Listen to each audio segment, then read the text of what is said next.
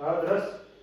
Ya berawal dari dulu waktu meletus itu kan saya pikir apa namanya bekerja di pariwisata itu riskan, financial backgroundnya riskan. Terus karena saya suka ngopi, jadi kepingin tahuan tentang kopi itu bertambah. Apa sih kopi itu? Karena pada satu momen itu saya menikmati kopi kok enak gitu, Oh, kok enak, terus apa berbeda gitu. Saya coba kok enak, akhirnya saya mencari tahu tuh dari mana asal kopi ini gitu loh. Akhirnya saya beli di beberapa tempat dengan merek yang premium lah buat saya. Yang kita kenal kan paling ya yang dijual bebas di toko-toko itu kan, toko-toko ya. itu menurut saya low grade gitu loh. Kayak ya anggaplah Copa bola dunia. Ya, oke lah itu. Umum. Ya, yang umum masyarakat tahu. Saya cari tahu, saya beli yang premium gimana sih? Ya berbeda juga tapi enak gitu. Ya akhirnya saya suka minum kopi. Saya tetapkan minum kopi yang jenis itu. Minum, saya baca literatur apa sih benefit kopi. Ternyata minum kopi itu harus tidak pakai gula biar teori apa Rasa kopinya di samping rasa kopinya dapat, terus menyehatkan juga.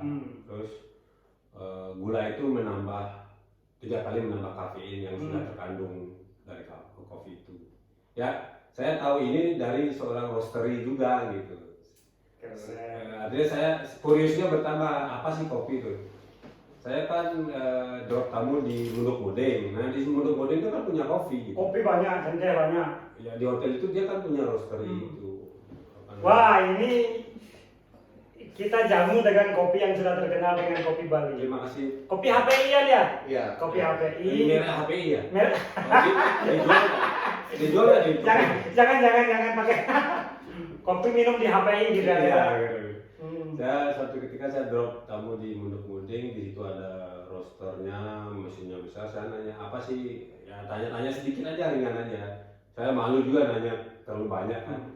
Apa sih ini gula? Apa sih kopi itu? Ya salah satunya jangan minum kopi pakai gula karena nambah kafein 3 kali dan nambah kafein 3 kali. Itu yang membuat kadang-kadang kita punya lambung tuh menjadi asamnya naik. Gitu ya. Kopi gula. Ya kumpulin aja ilmu dikit-dikit ya dari narasumber A, B, C dikit-dikit aja. Akhirnya saya belajar metode penyeduhan secara manual di internet lah, YouTube apa. Memang saya awalnya juga saya seneng lihat orang pouring air itu bikin kopi itu seni gitu kan, ada harus cycle gini gitu, seni juga ya. Kalau saya bisa begini kan enak. Saya lihat alat kopi itu seneng gitu. Oh, ada ketel leher angsa namanya itu kan, ada manual grinder apa. Bagus juga gitu. Terus waktu masih guiding, saya beberapa kali kalau saya jenuh di rumah malam, saya ke dapur Prima. Toko dapur Prima. Di situ saya lihat alat-alat kopi, tapi saya nggak beli. Cuma lihat-lihat. Ya karena saya waktu itu uang tidak mencukupi dan saya tidak perlu. Tidak perlunya kenapa? Ya belum saatnya. Belum saatnya saat itu. Ya, terus saya lihat aja, asik ya. Terus metode penyeduhan secara manual itu saya pelajari, beberapa referensinya saya kuasai. Satu video penyeduhan tuh saya lihat mungkin beberapa kali biar saya mengerti gitu, biar di luar kepala gitu. Beberapa penyeduhan saya pelajari, ya apa yang saya jual sekarang gitu. Jadi semua itu sudah di luar kepala. Sudah dipelajari sebelum buka. Sebelum corona sudah saya pelajari. Tapi saya nggak punya alat. Jadi metode penyeduhan manual brewing itu semuanya sudah di luar kepala. Tapi saya tidak pernah praktek gitu. Karena alat tak punya. Ya, cita rasa kopi saya udah tahu, metode penyeduhan secara manual udah tahu, ya udah diam aja, ilmunya tertanam di sini. Kembali guiding, ya kan Prancis Belanda sih, Belanda. Sebelum lanjut ngopi. Terima kasih. Kopi Bali tanpa gula. Black is sweet.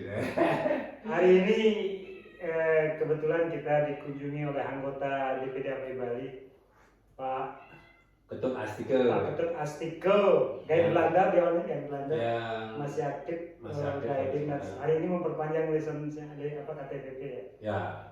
Jadi kebetulan hari ini memang sudah gini. Toko kopinya lagi libur juga. Ya, toko kopi libur, terus lisensinya juga sudah habis masa berlakunya hari ini. Itu akhirnya corona datang, yang kepikiran cuma jualan kopi gitu. Cuma jualan kopi saya nggak mau ya sesuatu yang umum aja. Ya jualan kopi beli sasetan, pakai termos, keliling itu saya nggak suka. Ini khusus ya, Ya, ada punya. artinya istri saya juga menyuruh saat itu jualan kopi Kopi sasetan keliling. karena membuat sepeda itu lumayan juga. Nah, kenapa saya pakai sepeda? Karena saya suka olahraga. Gitu. Dasarnya itu awal. Saya melihat cargo bike itu di Belanda kan banyak itu.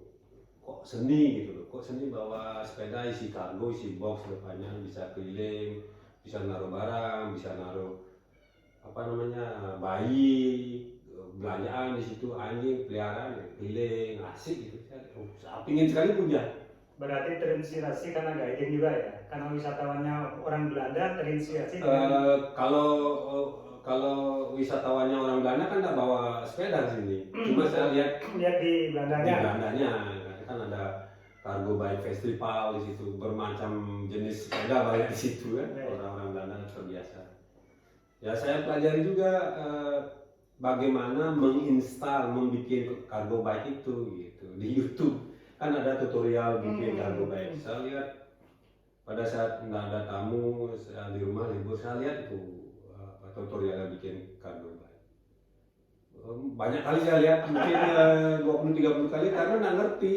1 sampai 10 saya nggak ngerti bagaimana menginstal. Cara membuat Dari besi, lempengan besi menjadi sebuah kargo tuh ada ukurannya, ada simetrisnya apa. Oh, untuk gininya naruh-naruh alat-alat. Bukan, kan sepeda itu udah sepeda yang sudah ada kita potong. Stang sepeda itu dipotong, bukan. Nah, di saat potong ini juga harus ada apa ukurannya, simetrisnya gitu, biar seimbang, biar tidak narik. Untuk gini kan maksudnya untuk naruh. Oh iya, untuk naruh boxnya itu memang sepeda yang sudah ada itu dimodif, dipotong kepalanya. Nah, potong ini disambung lagi dengan besi yang berbeda. Oke, berarti udah dirancang dari pertama. Iya. Kargonya sepedanya itu. Ya, disambung lagi dengan besi yang berbeda dan harus 90 derajat gitu. Kalau sepeda pada umumnya kan bukan 90 derajat. Mungkin agak begini ya, berapa derajat. Disambung itu ya mesti simetris gitu. Perpanjangan sepeda sama ban belakang mesti satu arah. Nah, sudah itu jadi, terus alat-alat untuk membuat kopi ini kan? Ya, setelah sudah fit mau jualan, saya 1 minggu udah fit mau jualan, baru pesan alat-alat secara online. Oh gitu. Ya, karena di toko pada umumnya tidak ada. Nggak ada ya? Ada dapur prima, cuma kan mahal. Lagi 50-70 ribu mah. Saya pesan aja online. Pada saat sederhana aja alatnya, pada saat awal buka kopi itu sederhana aja lah. Menentukan untuk jualan di tempat sekarang itu gimana, di Renault itu? Gimana ceritanya? Ya mungkin juga udah kuasa Tuhan ya. Saya sebenarnya gini, sebelum saya jualan, saya inspeksi ke di situ di Jalan Tantula. Jalur apa namanya, Bencong kan? Di Samsat itu kan. Saya lihat di situ, oh di sini kayaknya rame dan tempatnya teduh kan, harus ngopi di bawah pohon teduh.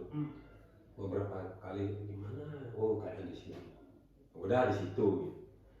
Tapi pada saat hari pertama jualan, saya ragu juga ke situ itu.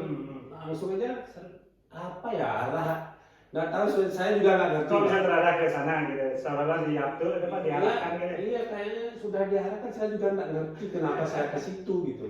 Padahal nggak ada, saya jualan besok harus di sini, udah ada. Dan kebetulan saat itu pemerintah dalam hal ini Satpol PP juga masih mengizinkan ya, karena situasi pandemi kan, di situ juga ada banyak pedagang pakai mobil pada saat itu. Ya, saya hari pertama ke situ, tapi Saya udah WA teman-teman gaya Belanda, khususnya di pengurus itu, besok saya mau jualan kopi. Tolong datang. Tolong datang. Spot saya kan. Nah, di situ udah di spot pertama di situ ya si Ningsi datang, Putri, yang teman-teman yang lain datang, teman gaya Belanda. Pertama, kedua juga mereka. Ya udah dari itu aja. Ya, hari pertama di situ, terus jam 1 tuh sepi, saya sempat keliling kayak buruk. Di situ ada sebelum Bang Danamon ada tempat teduh, saya di situ 2 jam pinggir jalan duduk, nggak ada pembeli. Mungkin karena belum dikenal Pak. Iya, hari pertama kan sesuatu yang pertama selalu tidak menjanjikan. Tidak menjanjikan. Akhirnya saya tutup lagi, saya kembali ke spot di situ. Ternyata teman-teman saya tidak nunggu juga di situ. Ini gila karena HP-nya udah habis baterainya pada saat itu. Saya kembali di situ, untungnya pas nyari posisi itu ketemu teman gaya Belanda. Aku cariin kamu dari tadi kemana? Aku kirim tadi, ya udah di situ, tunggu di situ. Ya, dari itu dari awal di situ sampai sekarang. Nah ceritanya kan di pinggir jalan tuh Monika. Kok sekarang pas bisa masuk ke situ gimana? Apakah ada larangan di jalan apa gimana? Iya, karena international airport sudah dibuka. Ya otomatis pedagang-pedagang yang standby di situ 1 kali 48 jam tidak diperbolehkan. Bukan 1 kali 24, 48. Enggak, waktu itu tanggal 6 sore. Nah tanggal 8-nya udah nggak boleh. Ya artinya tanggal 7 hari terakhir jualan. Tanggal 8 udah nggak boleh. Terus dikasih gimana kontrak? Ya memang sebelumnya yang punya kafe itu menawarkan ke saya untuk pakai tempatnya waktu rame-rame di pinggir jalan. Cuma yang pikir waktu itu ya udah Pak, saya pikir dulu, saya lihat dulu, saya pikir karena di situ kan ada kafe, saya kan menurut saya dualisme kepemimpinan. Akhirnya ya tidak dikasih jualan. Saya sempat istirahat 3 hari setelah dilarang itu. Akhirnya teman-teman customer ngasih tahu saya untuk coba aja dulu di situ Pak Mayong. Kasihan pelanggan jasa gitu ya. Coba aja dulu di situ, siapa tahu lihat situasinya aja dulu. Oke lah, saya kontrak. Oh iya, saya ngomong sama ownernya, Pak, saya boleh dikasih harga awalnya sih tinggi juga, tapi karena waktu itu saya anggap last choice, artinya harus di situ kan, nggak ada tempat yang lain juga. Betul, itu sudah dikenal dengan tempat itu kan, orang sudah familiar dengan tempat itu. Ya dekat juga kan dari spot lama. Ya udah di situ sampai sekarang. Bagus, tempat itu kan strategis gitu. Bisa sudah dikenal. Di strategi saya tempat terdekat untuk pindah dari spot lama, gitu kan. Oh iya, dari tempat. Iya, tempat lama dari pinggir jalan di situ 10 meter, 20 meter kan gampang juga ngasih tahu, dan kebetulan juga customer udah di Instagram banyak. Betul. Nah, berapa jenis kopi? Yang kepingin dia ke situ ngopi? Berapa jenis itu? Dari awal jualan saya ingin bervariasi untuk menarik pelanggannya. Awal jualan itu berapa? 5 jenis kopi ya. Saya dulu jual Arabica Kintamani, Robusta Pupuan, dulu ada juga Robusta Lemukik, aja. Ada Mandailing, ada Toraja, 5 ya, bervariasi. Tapi akhirnya setelah 2 tahun ya sambil jualan sambil belajar tentang kopi juga, otomatis pengetahuan saya tidak artinya pada saat hari pertama jualan saya ekspor tentang kopi, enggak juga, learn by doing juga. Akhirnya setelah 2 tahun berjalan, saya pelajari tentang karakter kopi yang saya jual, Robusta Pupuannya. Kan memang itu ada roasting size-nya, ada ukurannya. Robusta Pupuan harus seperti ini, Arabica Kintamani harus seperti ini. Jadinya sekarang 2 jenis itu aja. Mantap, ilmu guidingnya bertambah Pak, gara-gara jualan. Banyak sekali orang di situ kan saya tidak tahu orang-orang kopi di situ, karena review kopinya enak, mungkin orang-orang di situ ya orang-orang hebat juga. Komunitas yang ngopi udah orang-orang mulai. Mungkin karena saya nggak pernah nanya latar belakang pelanggan saya. Lagian dari sisi etika juga nggak enak ya. Nggak enak juga. Nama juga kadang-kadang saya nggak tahu, pada sering ngobrol. Saya nggak pernah nanya apa kesibukan, nggak pernah, sampai sekarang pun saya nggak pernah nanya. Kecuali antara pelanggan yang nanya baru Baru tercatat namanya si A si B. Baru tercatat dan baru apa pekerjaannya apa. Itu saya nggak pernah nanya. Ya di situ juga kadang-kadang ada pemulung waktu di jalan, pemulung ngopi juga ada, supir truk juga ada, yang bawa mini chopper ngopi juga ada, yang bawa Alphard juga ada, yang bawa Fortuner juga ada. Jadi ya A sampai Z ada, cuma ya mereka pelanggan, saya penjual, ya menservisnya sama aja, SOP-nya sama aja. Sama aja, bagian pelayan ya, sama dengan wisatawan. Karena semuanya bayar dengan harga yang sama, Ya, mau kaya, mau miskin, dia bayarnya sama. sama. Itu trik. Ya itu aja akhirnya ya, jadi semacam ya. Pertanyaannya Pak As, kalau sekarang ada tamu dengan jualan, kira-kira pilih mana? Kan saya sudah putusin untuk tidak guiding lagi. Sudah tidak guiding lagi, dan Artinya fokus jualan. Fokus jualan, cuma saya masih ada teman yang punya agent di Hongari. Atau di beberapa satu, terus ada teman di Belanda juga yang mau kesini, ya mungkin saya yang harus atur jadwal jualan. Kalau mau saya layani sekarang, Anda harus ngikut saya gitu ya. Iya. Sabtu, Minggu, Senin itu kan saya sudah sibuk sekarang. mereka terkoneksi di Facebook tahu lah. Oke. Jadi saya pilih kalau hari tanggal merah, Sabtu, Minggu, Senin. Kalau memang harus 4 hari, saya pilih waktu. Mungkin kadang-kadang saya Galungan nggak pulang loh. Harus handle gitu. Tamunya. Ya, karena itu Galungan orang udah libur ya, pelanggan libur. Jadi kesempatan untuk handle tamunya. Ya, terus ya keluarga saya drop pulang ke rumah. Siap aja. Pagi-pagi saya balik untuk handle tamu atau nyepi. Kalau memang kebetulan mereka tamunya di sini pas hari. Temennya nyepi. Terus Sabtu, Minggu, Senin, ya itu agak low marketnya. Kira-kira tip untuk teman-teman anggota HP ini gimana Pak Astika? Sambil guiding. Ya. Sekarang kan sudah mulai nih, walaupun guiding beda kan dengan yang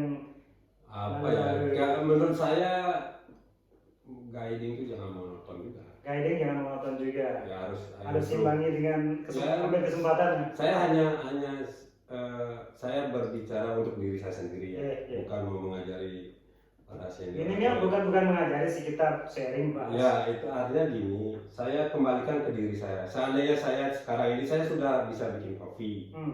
Seandainya saya punya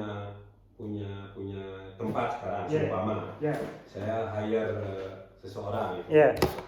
Saya hire seseorang, saya ingin menjadi seorang pemandu wisata yang berbeda. Saya mungkin servis, karena saya punya bisa bikin kopi, saya bisa servis kopi tamu yang suka minum kopi di air terjun. Pada saat kita di air terjun, pada saat kita di resteras atau trekking di Tulambe, di Bedugo, mendaki gunung, atau mungkin karena saya suka olahraga bersepeda, mungkin saya ajak bersepeda. Mungkin kalau saya bikin pakai tour, mungkin saya suka masak, saya ajak masak, cooking class. Bukan cooking class sih, mungkin one stop service ya. Contoh aja ya.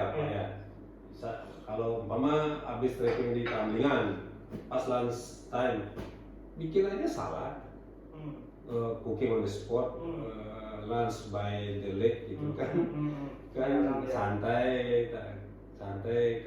comfortable lah ada. Salad gampang bikin. Sausnya kita beli aja. Kita tinggal goreng bacon, sosis, additional dishnya. Artinya sudah semua di handle nih. Kan mesti harus ke restoran lagi gitu ya. Saya hanya ingin yang berbeda. Kalau restoran sih ada ya. Biarkan yang restoran, kalau mau gampang ya kita ke dekat situ restoran. Saya hanya ingin yang berbeda, unusual aja. Setelah itu kita bikin kopi by the lake, coffee break, habis lunch, coffee break santai. Kita lanjutin lagi mau ke pemutaran begitu. Terus karena saya suka naik sepeda, mungkin sampai di pemutaran sore-sore nggak ada kegiatan, ayo sepeda. Kita bisa lihat tempat terdekat di situ, radio 1 jam. Ya itu dari sisi saya. Betul. Udah mulai acang-acang memikirkan untuk membuat paket sendiri lah gitu. Kalau saya punya kalau punya warung saya punya tempat, saya mau bikin paket tur. Paket tur sendiri. Saya ajukan ke wisatawan langsung. Enggak, mungkin ke agent dulu kan. Oke. Ke agent dulu saya punya paket seperti ini, ya otomatis yang mau jual nggak? Kalau lu mau jualan silakan. Kalau enggak apa-apa ya ambil sendiri, jual sendiri. Ya jual sendiri juga gitu. Iya. Itu maksudnya saya hanya karena pariwisata di Bali kan ya kita sudah tahu apa ritmenya gitu aja. Betul itu membuat paket apa ya spesial ya. Spesial aja. Yang ya kalau kita ajak tamunya, contoh kalau kita tidak bisa apapun kita ajak tamunya bakar ikan di pinggir pantai. Artinya sekarang guide sudah mulai berpikir bagaimana dia membuat paket menurut dia sendiri kan ya, sesuai kemampuannya. Iya sih. Dijual ke BPW gitu. Mungkin enggak juga ya. Ya BPW-nya jual, bantu jual. Kalau itu mungkin dari saya ya. Kalau paket tur itu mungkin teman-teman saya yang lain yang sudah terkoneksi di media sosial dengan tamunya kan. Ada teman saya yang sudah terkoneksi di media sosial dengan penting fotografer juga penting. Ilmu fotografer juga penting. Membuat dokumentasi ya. Ya karena kalau lihat hasil fotonya bagus kan. Oke, stop Pak. Sekarang kan ini kembali ke kopi jualan nih. Nah sekarang Pak Astika kan sudah mulai dikenal orang. Ya. Bagaimana kalau teman-teman guide yang lain ada niat untuk membuat minimal walaupun tidak sama tetapi mengikuti jejak Pak mau jualan kopi seperti itu, gimana pemikiran Pak kira-kira? Ya kan, oke, kita tidak merasa tersaingi gitu ya Anda ya? Gini, kalau menurut saya dapat ilmu dari jualan ya orang-orang ya. Semakin banyak pesaing, semakin berkualitas kita. Oke. Ya kalau pesaing kita nggak mampu menyaingi kita kan kita yang berkualitas. Betul. Jadi pilihan. Iya, kalau pesaing kita berkualitas lebih baik dari kita harus improve juga gitu. Pesaing itu bukan sebuah kompetitor menurut saya. Saya dapat ilmu dari pengusaha yang sering ngopi di situ. Kompetitor itu adalah wajib kita ada untuk menguatkan produk kita. Itu maksudnya. Tanpa kompetitor kita tidak jadi perbandingan ya. Kalau Pak punya seseorang yang membanding ya. Gimana kelihatan kualitasnya? Kalau warna putih tidak ada warna hitam, bagaimana kita bisa bilang putih? Mantap. Ilmu ya, selama 2 tahun ini saya dapat ilmu banyak dari pelanggan dan orangnya top semua. Bagaimana itu kompetitor, bagaimana itu membuka usaha. Saya yakin setiap orang punya faktor keberuntungan masing-masing. Rezekinya sudah. Ketika kita berada pada tempat yang tepat, waktu yang tepat, jalur yang tepat, di situ ada rezeki. Saya saat ini mungkin karena saya sudah 2 tahun berjualan, jadi nggak apa-apa kita ada contoh ayam goreng banyak. Ayam goreng. Banyak. Ya, kita harus cari tahu diri kita apa yang spesial sih. Gitu. Nah, di kiri ada ayam goreng, di kanan nggak apa-apa kita ayam goreng juga tengah-tengah. Yang penting kualitasnya berbeda. Dan harga tidak dibanding. Kalau kualitas kita memang berbeda, pasti dicari ya. Pasti dicari walaupun lagi Rp1.000 berbeda. Lebih mahal. Pasti dicari ya. Dicari. Beda.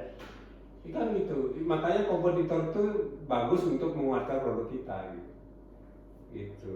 Iya, itu sih yang saya belajar. Betul. Kompetitor itu memang harus ada seseorang yang membuat apa ya? Sebagai pembanding ya gitu. Merek dagang kita menjadi lebih kuat. Apa nama kopi pada di sana Pak? Sekarang Mayong Coffee. Mayong Coffee. Coffee. Bukan sekarang, dari dulu kan? Mayong. Dulu Madi Coffee. Oh gitu. Sekarang Mayong Coffee. Mayong Coffee. Ya, Mayong Coffee 2020 Instagramnya. Karena kopinya dari Mayong. Gini, dulu awal buka dia kan kasih nama Madi Coffee. Karena Madi Coffee itu ternyata sudah ada di Renon itu. Kopi Made ya, kan beda tipis lah. Kadang-kadang pelanggannya saya nyari Madi Coffee ke tempat yang lain gitu. Terus saran dari pelanggan-pelanggan saya ubah aja jadi Mayong Coffee lebih unik Mayong Coffee. Nama tempat juga. Ya akhirnya dari 2 hari lalu semenjak ikut B20 saya rubah menjadi Mayong Coffee. Oh dari 2 hari yang lalu. Oh. Dari minggu saya rubah. Keren kan dengar? Sekarang sudah ikut G20. Yo, Sebelum G20 namanya B20, bisnis 20. bisnis 20. Jadi B20. di situ orang-orang besar juga. Ngapain, ngapain pada di situ? Di B20 itu sebagai pendengar apa sebagai pembicara apa gimana? Enggak, saya sebagai UMKM yang jual kopi. Jual kopi. Saya bawa sepedanya di situ. Oh iya? Iya, naik mobil tapi. Nah, artinya kan di situ. Di situ kan sepeda. Selama 2 hari. Selama 2 hari. Pelanggan mana ada datang selama 2 hari itu? Ada yang mungkin Presiden Joe Biden? Kalau B20 presidennya belum datang, tapi pembisnis semua. Oke. Karena B20 bisnis 20. Bisnis 20. Ya. Sebelum. Kalau presidennya belum. Belum ya. Tapi saya lihat di samping saya Pak Luhut lewat. Yang ngopi pasti yang ngopi. Banyak Pak. Saya ini orangnya nggak bisa mengingat siapa itu. Tapi saya lihat name-tagnya delegasi apa namanya Pampres apa. Tapi lumayan Pak. Ada orang bisnis sendiri. Ini Pak kopinya nih harus diangkat ini. Tanto Yahya kan ada kemarin. Terus Nindya Bakri. Di situ juga kemarin. Artinya dari testimoni mereka rasa kopinya sih enak. Makanya saya tadi bilang kan mengerucut kopi saya 2 jenis ini. Memang saya di situ juga mau memperkenalkan bahwa kopi dari Tabanan, khususnya Pupuan dan Arabica Kintamani itu best lah. Keren nggak teman kita nih anggota HP Bali ini? Dari coba-coba, mulai-mulai coba-coba. Sekarang yang datang ke KP-nya nih ceritanya beliau tuh. Ya, luar biasa untuk pebisnis. Bersyukur aja saya hanya orang-orang besar. Atau Yahya muncul loh. Saya mengikuti sabda alam istilahnya. Pasti. Nah, saya hanya seorang gini yang sebenarnya kesimpulan dari semua cerita saya itu bahwa saya seorang ayah dan suami yang harus tanggung jawab dengan keluarga itu. Saya yakin anggota DPD HP Bali semuanya gitu mempunyai jiwa karakter pelayan ya. Sebesar apapun posisi teman-teman kita anggota, tapi jiwa melayani itu pasti. Kan, ya di samping itu juga kelebihan mungkin ya dianggap kelebihan saya jualan kopi karena background guide, hospitality-nya sudah terbiasa ngomong ya lepas aja karena hati dulu sih saya nggak bermaksud ini saya tidak ingin ini karena hati tulus gitu ya. Ya hati tulus karena ya seperti kita melayani tamu kita baru datang selamat pagi, good morning, how are you today kan gitu. Kalau ada pelanggan di kopi juga baru lihat jamnya jam berapa pagi, selamat pagi, mau minum apa, gitu aja kan. Smell is important. Tidak melihat dia apakah dia orang kaya, apakah dia pemulung. Kita nggak bisa lihat juga kalau dari don't judge the book by the cover kan gitu istilahnya. Baru baju kawas jangan kita menghakimi dia nggak punya uang kan. Siapa tahu. Apa ya, karakter orang itu berbeda-beda menurut saya. Ada orang yang maaf ya kategori tidak punya uang tapi ingin kelihatan biar kelihatan wah gitu, memaksakan diri untuk berpenampilan. Ada orang yang bajunya lusuh tapi dompetnya full. Jadi saya nggak bisa ya yang penting dia datang dengan harga yang sama. Kalaupun ada yang datang dengan bawa Ferrari dengan harga yang sama kan sama juga. Walaupun dia datang Ferrari itu juga kopinya di harganya segitu. Iya segitu juga. Bukan karena naik Ferrari ya. Harganya naik gitu enggak. Kecuali orang bule mungkin saya naikin lagi 5.000. Beda Mas. Kan di situ di tempat objek juga kan beda. Domestik sekian, western sekian. Karena uang kita kan beda juga. Ya itu mungkin enggak banyak juga. Nah beda itu 5.000 berapa sih 0, sekian doang. Ya artinya 5.000, 3.000 juga ada yang enggak. Dan kebetulan banyak orang boleh juga minum di situ dan reviewnya juga enak juga. Terus di B20 kemarin tuh ya hampir semua bilang 99% the review is great coffee, delicious. Pakai ini Pak ya? Tangan aja karena apa ya? Ya saya hanya menikmati nasib saya kemarin dan 2 hari yang lalu. Nah kemarin biasanya kalau kopi yang masih manual seperti itu kan terbatas ya. Ada nggak niat untuk memakai mesin yang lebih? Ada. Pencet-pencet dia. Ada. Cuma saya harus punya shelter sendiri. Saya hanya perlu grinder listrik aja. untuk percepat. Ada. Cuma saya kan tidak punya tempat. Gitu. Kalau punya tempat, istilahnya warung gitu yang bisa saya lebih cepat kan. Tapi tetap saya pertahankan manual. Atau menunggu barangkali ada investor yang bisa Ya, memodali. artinya saat ini bermimpi tinggi itu ya boleh, tapi harus dibarengi dengan sebuah kegiatan ya, usaha. Saya menjalankan hari ini usaha hari ini, nanti kalau memang benefitnya jangka panjangnya bagus ya nikmati aja gitu, jangan terlalu. Saya bosan juga berharap yang mau jadi orang kaya, mau saya nikmati aja apa hari ini. Bosan menghayal jadi orang kaya. Ya, sudah kaya sebenarnya. Artinya bekerja di bekerja di pariwisata itu kan itu menurut saya indikasi kita faktor nasib berpengaruh di situ Pak De. Jadi guide jadi pariwisata itu faktor nasib. Saya punya teori begini loh. Kalau kamu mau diukur nasibmu baik bekerja menjadi pemandu wisata. Kenapa? Di situ akan ketemu tamu kaya yang ngasih uang kamu banyak, atau tamu kaya yang tidak ngasih tipping. Percaya yang pas. Ya makanya indikasinya di situ tempat untuk mengukur nasib kita. Gitu. Ada salah satu ya. Saya hanya berkesimpulan seperti itu Pak. Karena begini, yang setuju di situ. Ada orang guide bekerja jadi guide itu puluhan tahun. Tidak pernah berubah nasib ekonomi. Akhirnya kita bicara finansial. Ada 1 bulan yang guiding langsung dia ketemu seseorang yang. Ya kesimpulan di situ kita bicara finansial kan gitu. Ya, makanya saya bilang kalau kamu mau mengukur nasib kamu jadi guide atau di pariwisata. Nah saya sudah bekerja di pariwisata udah lama sebenarnya dari saya penyewaan mobil rental itu pariwisata saya terbiasa gitu sendiri supir travel rental maka sekarang guide. Ya kalau dari kesimpulan semua itu rezeki ya tidak sebagus saya jualan kopi. Oke Pak As. Nah sekarang kan Pak As sudah di situ tempatnya itu ya Mayang Kopi. Kalau ada temen nih mau kalau artinya memakai namanya Pak As Mayang Kopi. Artinya franchise gitu. Franchise gitu gimana? Ya kalau kita bicara bisnis kan di situ ada harus ada betul ya. Mau ngapain sekian persen gitu biasanya. Iya, kalau kita harus bicara bisnis, di situ ada uang, ada perjanjian, mau ngapain juga. Dan tempatnya itu harus beli online ya. Ya nanti kalau memang ada greget teman-teman guide kita yang memang harus ya, maksudnya gini hanya jangan ada euforia gitu loh. Siapa yang jualan kopi enak loh. Minusnya. Tapi setelah berjalan beberapa tahun, kayaknya begini loh. Jadi bosan. Ternyata hasilnya Rp1.000 untungnya. Nah, contoh aja ya, saya kan tidak tahu jadi teman-teman kayak kita. Ya memang kalau itu ya tergantung individualnya aja. Saya sih kalau sebatas mengajari, tapi saya bukan tipikal guru gitu loh. Jadi kalau mau belajar ya, atau mau memakai Mayang Kopi ya di situ harus ada uang. Kalau perjanjian lah sebenarnya kan.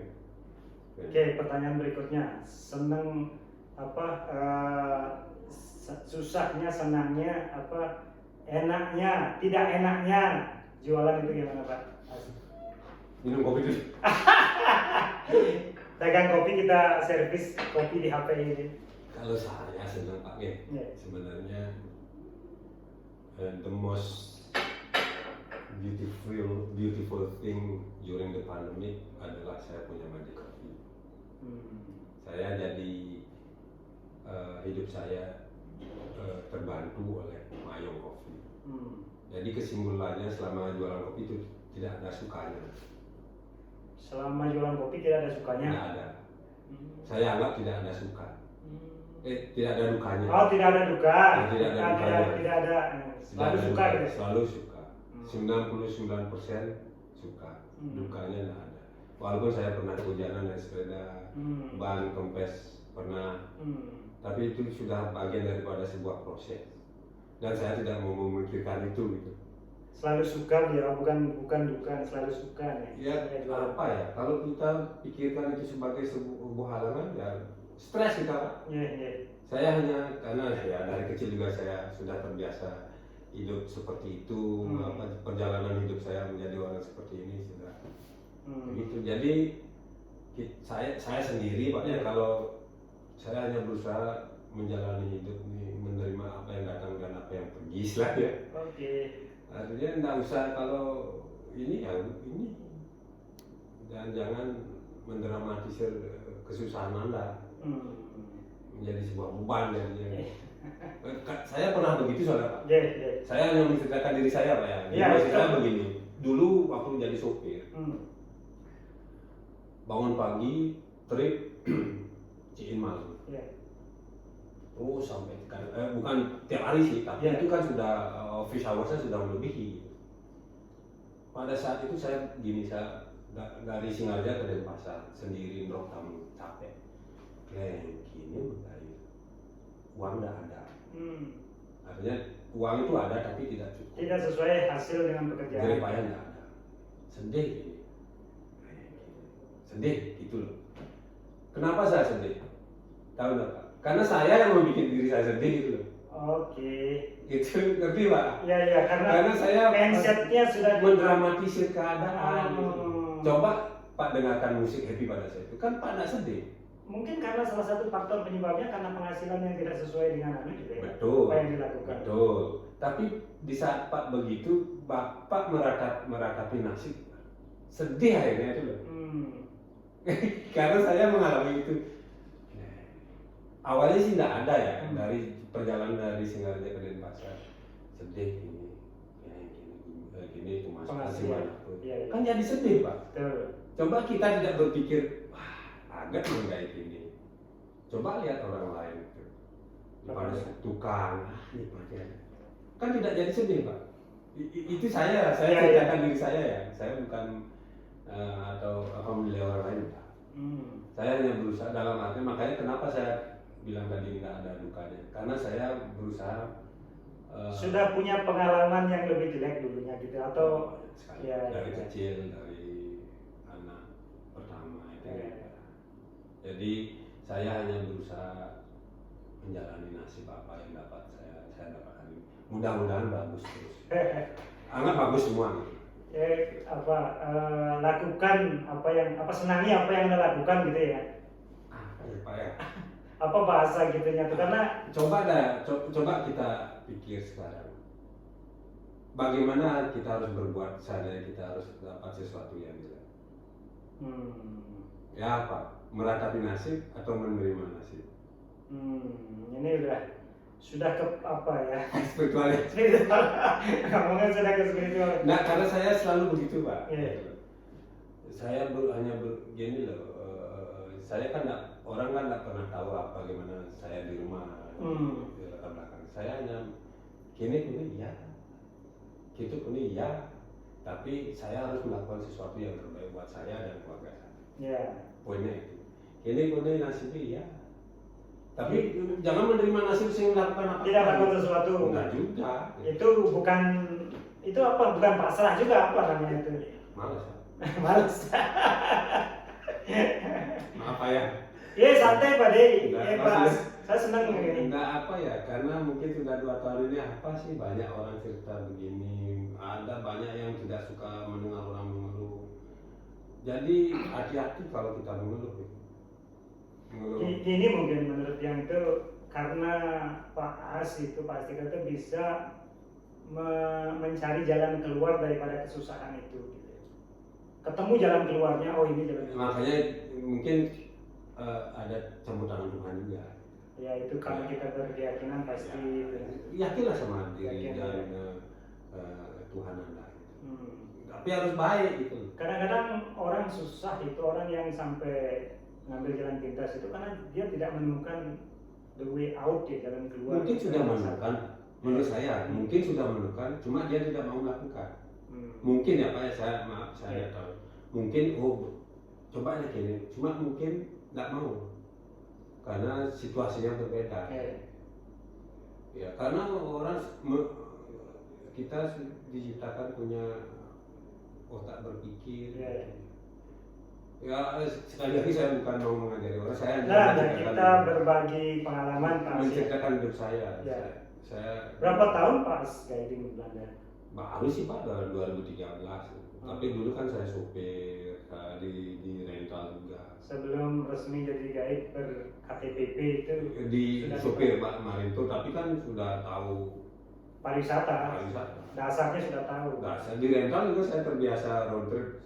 Penyewa mobil kan kadang-kadang ada tamu nyari sopir, saya sopir. Nah, kadang-kadang sopir itu lebih banyak pengalaman lapangannya daripada, Karena saya dapat orang yang berbeda-beda. iya itu dia. Trik-trik handle Dan palu. perginya kan beda-beda. Iya. Daripada orang yang guiding di BPW itu udah Iya. pasti dia satu Iya. hari itu kemana-kemana. Iya gitu, ilmunya juga saya dapat dari orang yang berbeda-beda, guide A, guide B, guide C gitu. SOP-nya juga beda-beda. Beda-beda. Keren ini.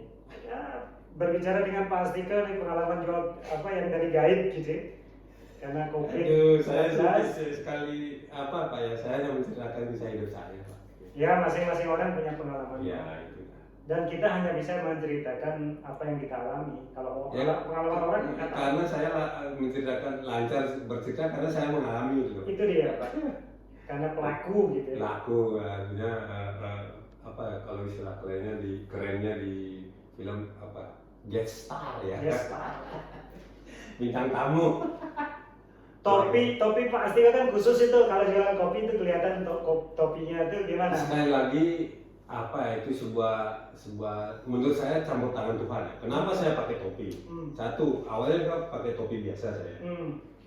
Karena saya rambutnya habis, naik sepeda itu panas. Saya pakai topi. Ya awalnya topi biasa. Udah itu, terus kenapa saya pakai tas? Awalnya pakai tas karena buat tempat kopi di situ. Oke. Alat-alat grinder di tas, karena di box itu sudah ada air, sudah ada yang lain. Terus di tas itu ada kopi, ada yang lain. Saya gitu, terus saya kenapa pakai apron? Biar cepat saya kerja, karena apron ada kantong untuk nyusuk itu loh. Iya. Kan nyusuk, jadi ngambil uang daripada ngambil dompet lama. Iya. Saya pinginnya pelanggan saya itu cepat puas tertangan. Iya, cepat. So itu akhirnya sampai sekarang saya rubah pakai kopi koboi, kayak koboi. Saya lihat ya asik juga pakai topi kayak gini. Ya udah sampai sekarang kayak gitu. Iya. Misalnya. Kalau teman-teman jadi pelanggan tuh ingatnya Pak Astika tuh ketika belanja kopi di situ tuh ciri khasnya pakai topi bundar. Iya. Dan yang dikenal bukan kopi made tapi kopi mayong justru. Ya. Dari dulu. Iya. Mungkin karena Pak dari mayong nggak ya? Iya, karena dari mayong. Iya. Justru kalau keluar saya nggak ada yang mengenali customer karena beda outfit, beda look. Iya, pas keluar. Ya rendah maksudnya karena yang keluar itu nggak pakai topi ya biasa aja. Pas jualan di situ baru pakai ciri khasnya. Iya, itu sudah brand Mayong Coffee satu paket. Keren Pak As. Ya syukur aja lah Pak. Nah artinya kalau mendengarkan ceritanya pengalamannya Pak Astika ini tidak habis-habisnya. Kopi pun tak terasa Habis. disantap habis. Terima kasih Pak Astika, Yeah. pengalaman hidupnya. Cuma sharing-sharing aja Pak. Siapa Yeah. tahu ada teman-teman guide yang punya ide gitu punya. Iya. Saya yakin setiap orang punya kelebihan masing-masing. Punya kelebihan, punya kekurangan. Punya ya saya juga ada kekurangan. Ya itu kan sebuah manusia. Punya kelebihan. Wujud manusia yang harus kita tahu satu sama lain. Ada kelebihannya, ada kekurangannya. Apa ya nggak tahu Pak. Saya banyak ketemu orang itu pokoknya ya step forward itu istilah maju terus pantang mundur sampai titik darah penghabisan mungkin seperti itu. Ya apalah. Karena saya sampai tak bisa menceritakan bagaimana. karena pada saat pandemi datang itu saya berpikir gini, saya siapa yang akan bantu? Itu loh Pak. Karena semua orang mengalami. Ya coba pertanyaan siapa yang akan membantu? Siapa saudara? Boleh saudara membantu sampai kapan? Sampai kapan? Ini sudah 2 tahun pandemi. Iya. Apa selama 2 tahun dibantu? Iya. Nggak juga. Kan harus kita melakukan sesuatu. Itu maksudnya. Dan kalaupun jualan sekedar itu ya teman-teman mungkin bisa beli ya, dengan cara membantu, bukan karena kepingin beli tapi karena ingin membantu. Ini loh, buka usaha, jangan berharap teman membeli. Iya. Jangan harap teman membeli. Ya nggak bisa. Punya Satu dua kali mungkin ya. teman, kita punya teman banyak, mungkin teman yang akan bantu gitu, nggak bisa.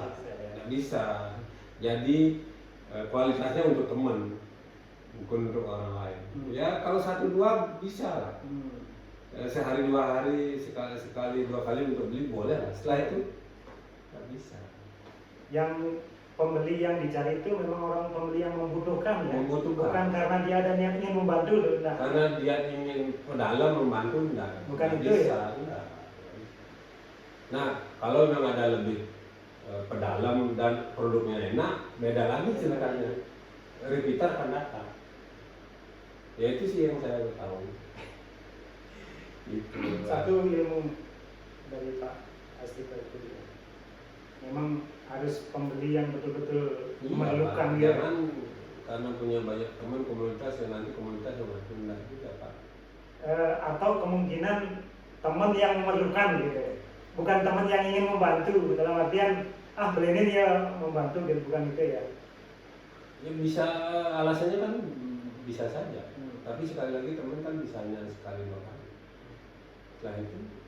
Tapi kalau teman yang penikmat kopi kan setiap hari bisa datang. Nah ini gini loh, maksudnya produknya kan orientasi awal kita berjualan apa orientasinya?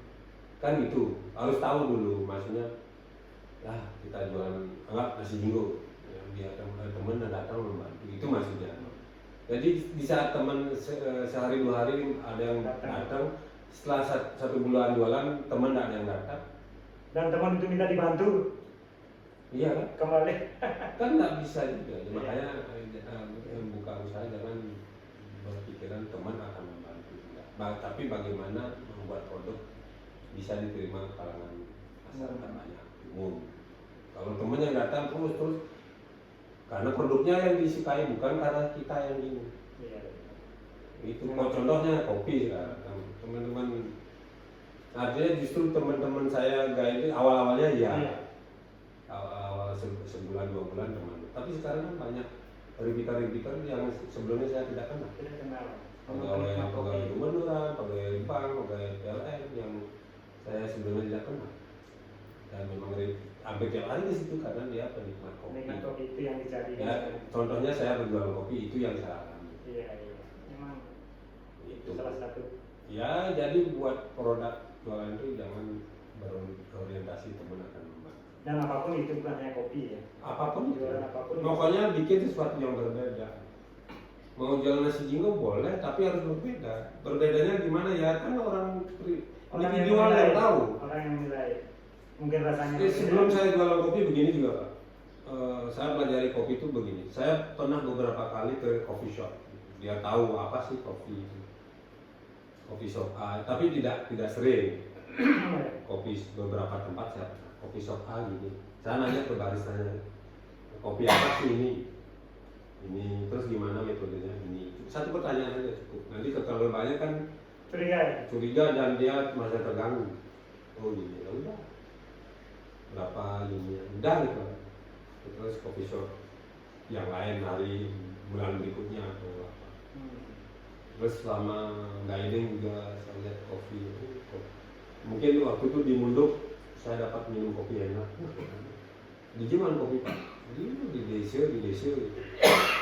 Akhirnya saya hanya kumpulkan informasi yang saya inginkan untuk menambah ilmu pada saya. Satu jawaban catat Di kepala gitu ya. Oh gini, itu. Sekarang produk seperti ini ya syukurlah, walaupun ini bisa membantu walaupun kecil. Satu hari berapa kilo kopi terjual? Bisa 800 gram, bisa 1 kilo. 1 kilo. Tergantung berapa cup. Ya, average mungkin 800 gram. 800 gram udah banyak itu Pak. Ya, kemarinnya di G20 150 cup. Kemarin 160 cup, 2 hari lalu 135 cup. Ya artinya lumayan.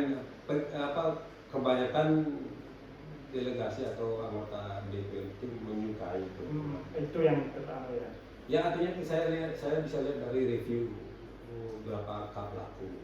Karena di situ kan orang kalau sudah minum kopi itu di bawah ada kopi enak, temennya datang. Nah di situ ada orang Itali, notabene orang Itali kok ibu kopinya Di B20 Pak As jualan gitu. jualan. Di situ kan perwakilan Satu UMKM.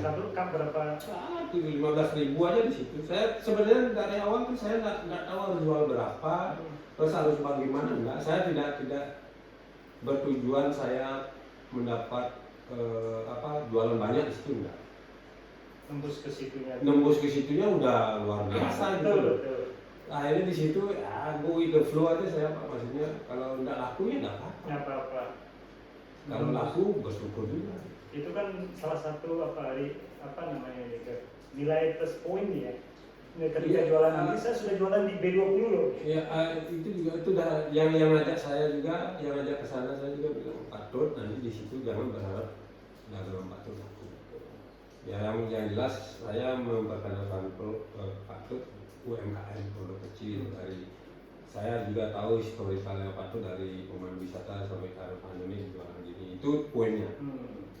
Yang how to survive during pandemic itu deadline-nya yang membawa saya ke sana. Cara nggak susah loh patut bisa nembus Boy. P20. Nggak bisa. Maksudnya ya betul susah kecuali kita memang punya link yang ada linknya ke sana. Saya tanya ke yang bawa KMP di Bali di situ susah patut. Saya pertahankan patut karena saya lihat patut ini terus historical life story patut saya pelajari menarik bertahan di situasi pandemi jualan kopi dan jadinya akhirnya membantu kehidupan patut itu yang mereka suka. Itu yang menjadi headline ya. Ya, historical story. Ya, makanya saya pertahankan aja pakai tangan. Grinder pakai tangan biar ya autentiknya. Luar biasa. Anggota kita sudah boleh dibilang go internasional. Ya, bersyukur. Ya, Patut terima kasih. Ya. Bincang-bincang hari ini mantap.